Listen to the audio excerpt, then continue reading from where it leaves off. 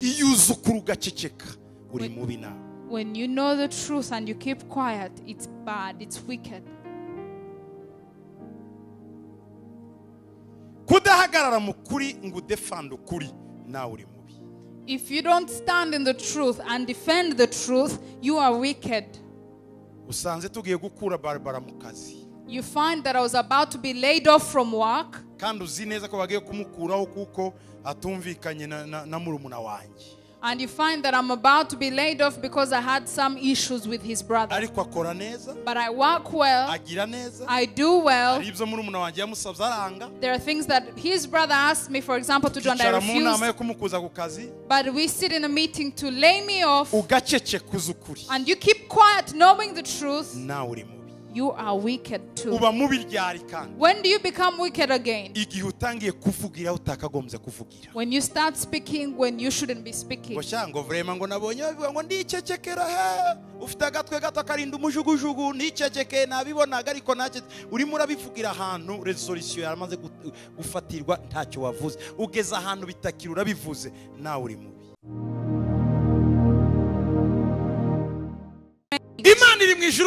God in heaven doesn't lie. But people that he has given the management of the earth lie. They live in lies from Monday to Sunday. There are those who lie and there are those who lie about themselves.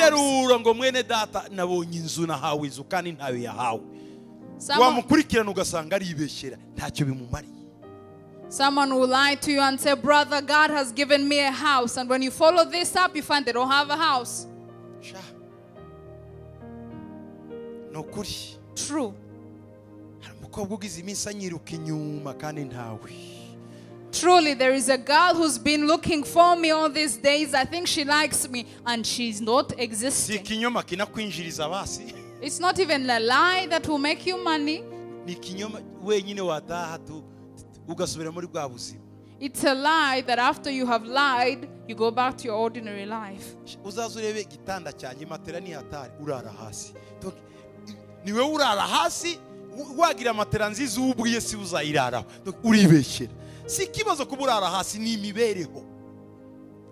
tumenye ko imibereho idatuma twese tumera kimwe. Ninzi wowe ngasanga uri muranywa amazi y'igihumbi nge nanywa irobine, singoma kukwigereranyaho ngo naye ngo ngo aya mazi nawe niyumwa nanjye niyo nkwi wacu kandi na irobine iyo yabonye ni Imana.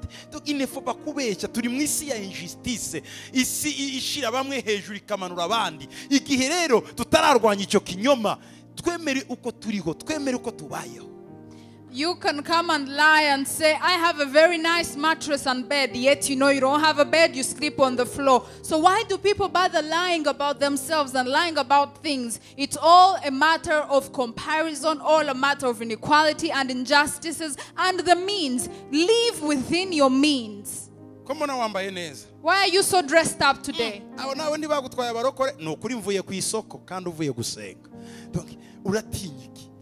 Niba waje gusenga hari ukuboha, niba waje gusenga hari ukubeshya, nta ukongerera ni segonde yo kubaho.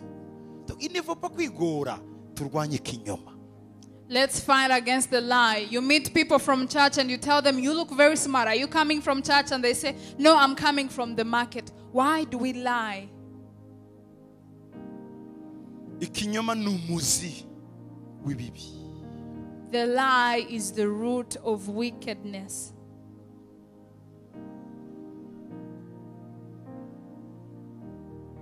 Umuntu ubeshya, people who lie agera imbere bimugoye, never make it far.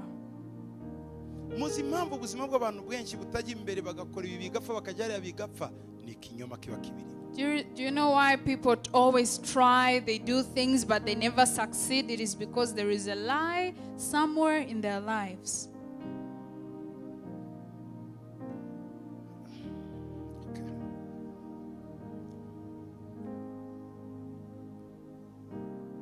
Satan has taken the world and he controls it by the lie. Ndabasaba bwoko buri muntu aho ari ahagarare mu kuri. Ukume igihe tuzava muri tuzacagagura uyu mugozi w'ikinyoma n'igihe umuntu azavuga ukuri ku mutima we, n'igihe umuntu azaba mukuri, n'igihe umuntu azabwisha mugenzi we ukuri, n'igihe abantu bazaba mukuri. Iyi si tuzayirengera gatoya. Yesu yaravuze abwira Pilato ngo ibyo mvuga ni ukuri. Pilato aramubaza ngo ukuri ni iki? Yesu aramubwira ngo ukuri wakubonye. Ukuri Yesu ni ukuri. Nta umuntu wese wavugishije ukuri yabaye intwari, yabaye imfura, yahagaze mu ya mbere ayobora abantu. Kuko abantu muri iyi si n'injiji bakeneye umunyakuri ngo bamukurikire, bakeneye umuntu ufite. Kuko iyo uri mukuri uba usa n'itoroshi, uba usa na projecteur imurikira benshi bagenda kuko twese turashaka umunyakuri, twese turashaka. Uyu umuntu afite ukuri ahinduka inshuti meme n'abanyabinyoma, kuko umuntu arabeshya abwirirwa agashaka umubwiza ukuri nawe. Yirirwa abeshya yarangiza ngo ariko rero niba ubwira inkuru y'impamureka tujye kumubaza, kuko nabo ntibiyizeyemo. Iyo ufite ukuri uba uri umugabo si mvuze muri sanse y'abagore, umugabo uba ufite kamere, uba uri imfura.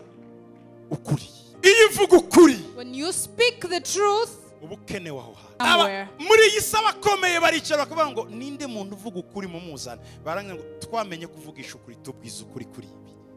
Dukeneye guhindura abanyabinyoma tukabahinduza ukuri, bakavuga ukuri, bakakira ukuri, bakagendera mu kuri.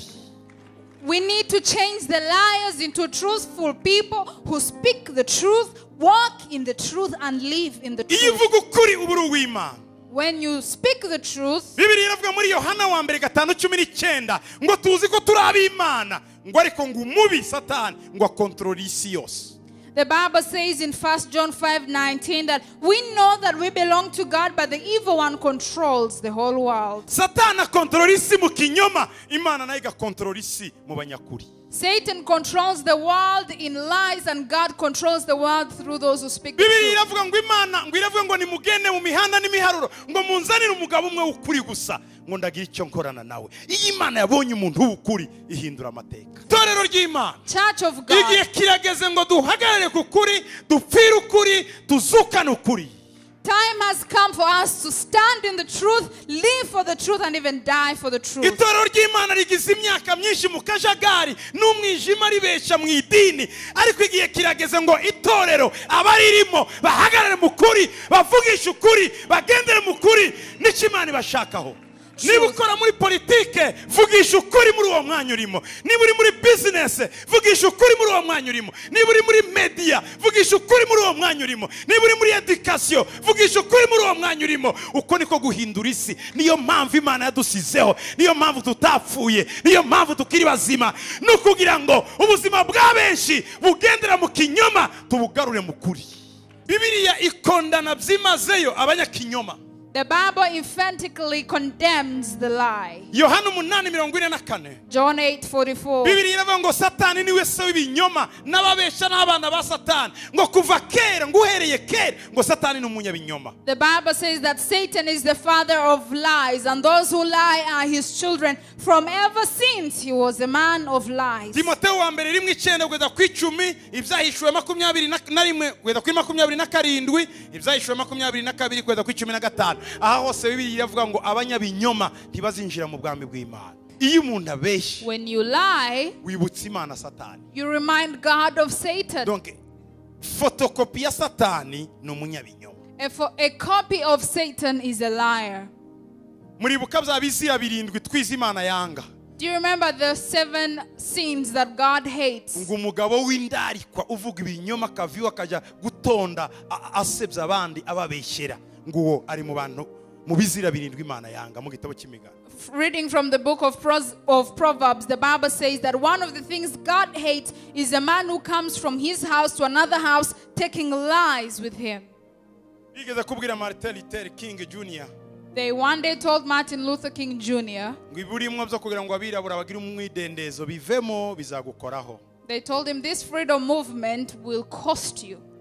Wowe So you yadukuryame kare. just eat little and be satisfied with Joro that. rimwe bamutelefona hafi amatelefone 60. One night they called him almost 60 phone calls. Bene wabo His his relatives, abirabura black people, baramubwira ngo bireke nutabivamo natwe tuzakwiyicira. they told him, leave this. If you don't, we will kill you ourselves. Abazungu baramutelefona mu matelefone anonyme bamubwira ngo ibyo bintu wihaye kuyobora muvema y'abirabura ngo bave mu bwigenge tuzabikuziza kandi reba ubwana bwawe bw'ubukobwa bubiri buzasigara ari imfubyi. Hitamo kubusigara imfubyi cyangwa tukwice. White people also called him anonymously and told him, the things you're doing in the freedom movement will cost your life. We will kill you and you'll leave your daughters as orphans. Martin Luther King arari iryo joro yicaye. Martin Luther King spent the whole night away. Aravuga ngo simbona kubaho ntari muri ibi ndimo kuko kutabibamwe ahubwo niko gupfa kwanjye. And he said, I don't see life without this movement. Instead, I would die. It's my death. Activism. Aravuga ngo, he said, kuba ndimo mvuga ngo bene wacu bace mu muhanda abandi bacamo ndumva ari ukuri. Barye muri restaurant abandi bariramo ndumva ari ukuri. Baje mu mashuri abandi bigiramo ndumva ari ukuri. Rero kutabivamo ahubwo niko gupfa. He said, if I don't say that black people should walk on the same roads with white people, they should go to the same schools, they should eat in the same restaurants. If I don't say it, I'll be living a lie. I shouldn't be living because that's the truth I'm speaking. He asked his wife. He said, I'm being put under pressure. How do you feel about this? The wife said, I'm supporting you. He said, do you believe that I can even die and you have to raise the children? She said, I believe it and I accept it. So he hugged her. Then he called people. He said, the great problem I have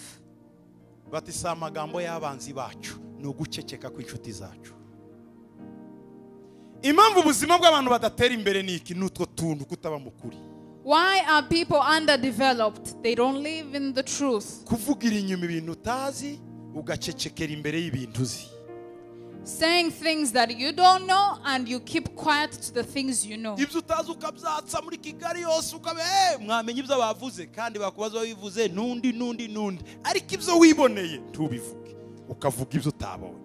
When they ask you, have you seen this, have you seen that, you say you know things and it's a lie. But when it is the things you have seen, you don't want to speak the truth. And what I'm saying is what we live through every day. If we have accepted to be born again and to fulfill our duties on earth, let's speak the truth and fight the lie.